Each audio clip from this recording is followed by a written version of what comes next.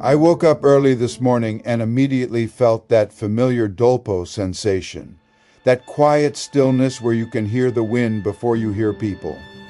And then I unzipped my tent and realized I was not alone. Right in front of me stood a woman with her daughter, just staring, not in a threatening way, more like simple curiosity. Out here, tents are still unusual, and strangers are still interesting.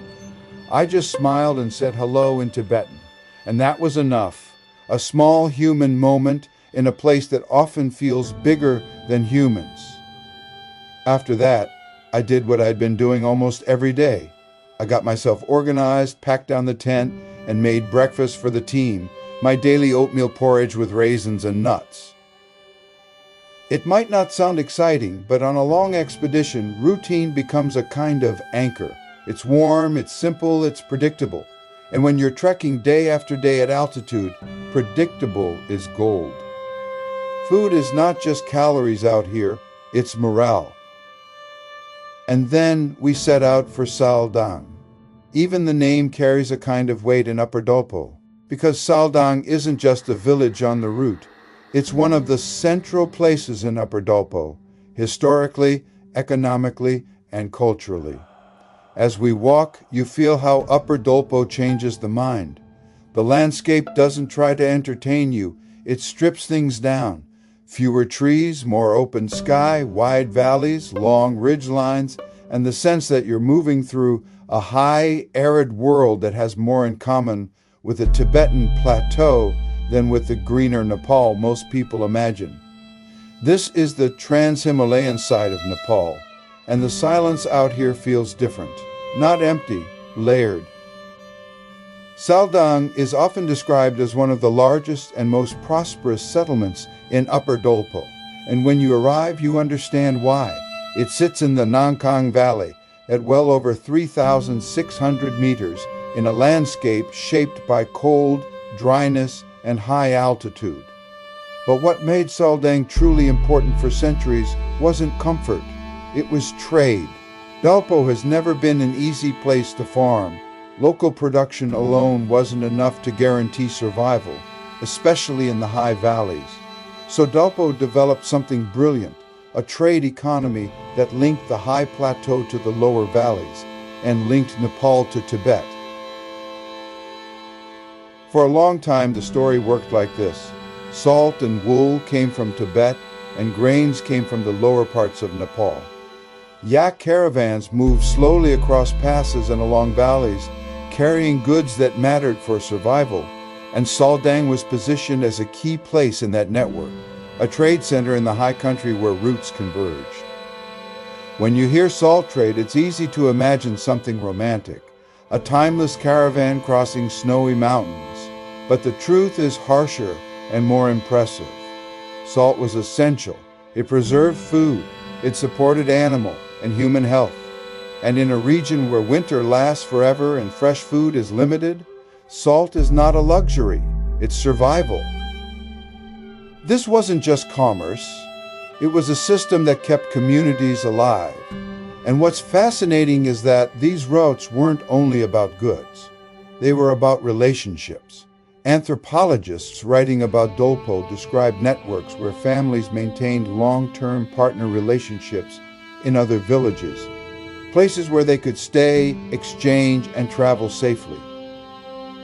That means the trade routes were also social routes, networks of trust in a world where distance can be deadly.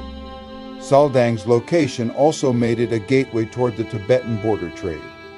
Accounts describe the walk from Saldang toward border market areas where salt and wool from Tibet were exchanged for food grains from Nepal.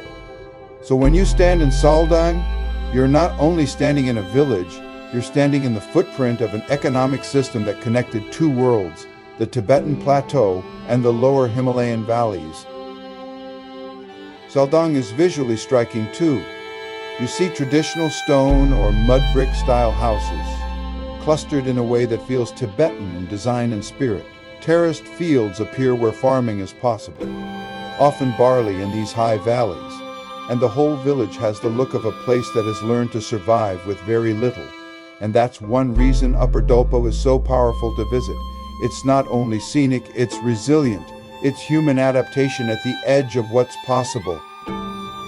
Upper Dolpo is also culturally layered. People here practice Tibetan Buddhism, and in many parts of Dolpo Bon, a spiritual tradition that predates Buddhism, remains important as well. So villages like Saldang aren't only trade hubs, they're also spiritual landscapes. You see prayer flags, chortens, mani walls, and beyond the objects themselves, you feel that religion here is not a weekend activity. It's part of the logic of survival. When life is harsh, belief becomes practical, protection, meaning, continuity, identity. What I love about arriving in a place like Saldang is that it doesn't feel like a tourist stop. It feels lived in. People have work to do. Animals need care. Harvest matters. Weather matters. And outsiders are still unusual enough that someone might stand in front of your tent in the morning, just watching. Not rude, not aggressive, simply curious about this strange moving life that has walked into their world. That moment with the woman and her daughter stays with me because it captures Dolpo perfectly, remote, human, direct.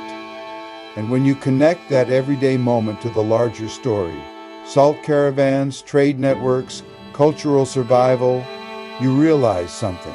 The famous remoteness of Dolpo is not just a travel challenge. It's the reason Dolpo exists the way it does. Distance preserved these villages. Altitude shaped their economy, and trade connected them to the wider world without erasing their identity. So today's journey to Saldang is not only another trekking day. It's a step into the historical heart of Upper Dolpo, where geography created trade, and trade created community, and community created one of the most culturally intact regions in the Himalayas. In the next part of the trek, we continue deeper into Upper Dolpo, farther along the old routes, farther from roads, and farther into that rare feeling that you're walking through a living history.